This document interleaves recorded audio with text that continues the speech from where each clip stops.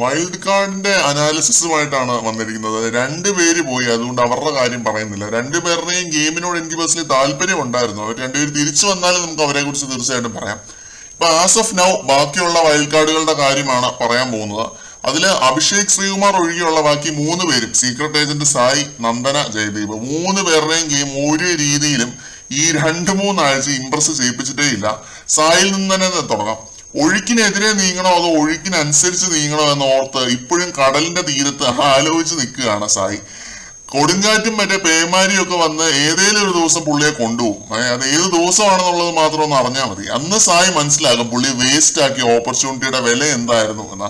The most disappointing performance from N influencer എന്ന് ഞാൻ പറയും. ഈ സീസണിൽ ഏറ്റവും ശോകം വൈൽഡ് കാർഡ് എൻട്രി ആയിട്ട് നമുക്ക് സായിയെ തന്നെ പറയാം. 6 അടിക്കാൻ വന്നിട്ട് മുട്ടിക്കളിക്കേണ്ട അവസ്ഥയാണ് എന്ന് പുള്ളി മോർണിംഗ് ആക്ടിവിറ്റിയിൽ പറഞ്ഞതേ ഉള്ളൂ. ഇന്നത്തെ മോർണിംഗ് ആക്ടിവിറ്റിയിൽ ലാലേട്ടൻ യൂട്യൂബിൽ പുള്ളിയെ കാണാറുണ്ട് എന്ന് പറഞ്ഞപ്പോൾ തന്നെ സായിയുടെ ഗ്യാസ് പോയ കഥയും എല്ലാം എടുത്തിട്ട് പറയുന്നുണ്ട് ഈ ഒരു മോർണിംഗ് ആക്ടിവിറ്റിയിൽ. അപ്പൊ സായിക്ക് തന്നെ അറിയാം കാര്യമായിട്ടൊന്നും കോൺട്രിബ്യൂട്ട് ചെയ്തിട്ടില്ല എന്നൊക്കെ. അതവിടെ നിൽക്കട്ടെ. ഇപ്പം അഭിഷേക് ജയദീപ് എന്തൊക്കെ അവകാശവാദങ്ങൾ നടത്തിയിട്ടാണ് അതിനകത്തേക്ക് കയറിയത് അഭിഷേക് ജയദീപ്. അതിൽ ഒരെണ്ണം പോലും നിറവേറ്റാൻ ജയദീപിനെ കൊണ്ട് സാധിച്ചിട്ടില്ല. ലൈവിലൊന്നും കണ്ടു കിട്ടാനേ പറ്റാത്ത ഒരാളാണ് ജയദീപ് എന്ന് എനിക്ക് തോന്നിയിട്ടുണ്ട്. ലീസ്റ്റ് സീൻ എന്ന് പറയത്തില്ല, അതേപോലെ വാഴ ജയദീപ് എന്നൊക്കെ എനിക്ക് വിളിക്കാൻ തോന്നുന്നുണ്ട്. പക്ഷെ ഒരാഴ്ച കൂടെ നമുക്ക് ഒരവസരം കൊടുക്കാം. കാരണം സിജോ ഒക്കെ കയറുന്നുണ്ടല്ലോ, ക്ലാഷ് ആവാൻ ചാൻസ് ഉണ്ട്. നമുക്ക് നോക്കാം.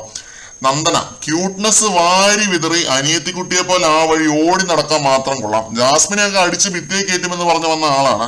ചേച്ചി ചേട്ടാ എന്ന് വിളിച്ച് എല്ലാവരുമായിട്ട് മറ്റേ റാപ്പം ഉണ്ടാക്കി ഓടിച്ചാടി നടപ്പുണ്ട് ആ വഴി.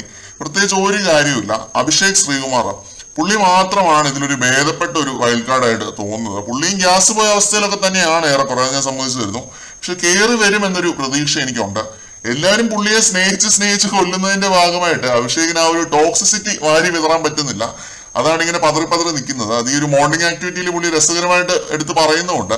അഭിഷേകിന് കളിക്കാനുള്ളൊരു സ്പേസ് അവിടെ ഉണ്ട്. ഒന്ന് ഇറങ്ങി കളിക്കേണ്ടത് ആവശ്യമേ ഉള്ളൂ. കളിക്കുമെന്നൊക്കെ നോക്കി കാണാം. അങ്ങനെ ആസ് എ ഹോൾ മൊത്തത്തിൽ നോക്കുന്ന സമയത്തും 6 പേര് കയറിയതും കയറാത്തതും എല്ലാം ഒരേപോലെയാണെന്നാണ് എനിക്ക് തോന്നുന്നത്. അവര് കയറുന്നതിന് മുമ്പും ഒരു ജിൻഡോയും ജാസ്മിനും ഗബ്രിയും നോറയും റസ്മിനും ഒക്കെ ഉണ്ടായിരുന്നുള്ളൂ അതിൻ്റെ അകത്ത്. ഇപ്പോഴും ബിഗ് ബോസ് മലയാളം സീസൺ 6 ഈ കുറച്ചു പേരെ ചുറ്റിപ്പറ്റി മാത്രമാണ്. വേറെ ആരും വലിയ കാര്യമായിട്ട് കളിക്കുന്നൊന്നുമില്ല. വൈൽഡ് കാർഡുകൾ സൈഡായി പോയ സീസൺ എന്നൊക്കെ വേണമെങ്കിൽ പറയാം. നമുക്ക് ഈ ഒരാഴ്ചയും കൊണ്ട് നോക്കാം. എന്നിട്ട് അങ്ങനെ ഒരു വിധിയെഴുത്ത് നമുക്ക് നടത്താം അടുത്ത ആഴ്ച. ഏതായാലും ഇങ്ങനെ ഒരു അനാലിസിസ് നമ്മൾ അടുത്ത ആഴ്ചയും ചെയ്യുന്നതായിരിക്കും. കൂടുതൽ അപ്ഡേറ്റുകളുമായിട്ട് നമുക്ക് വീണ്ടും കാണാം.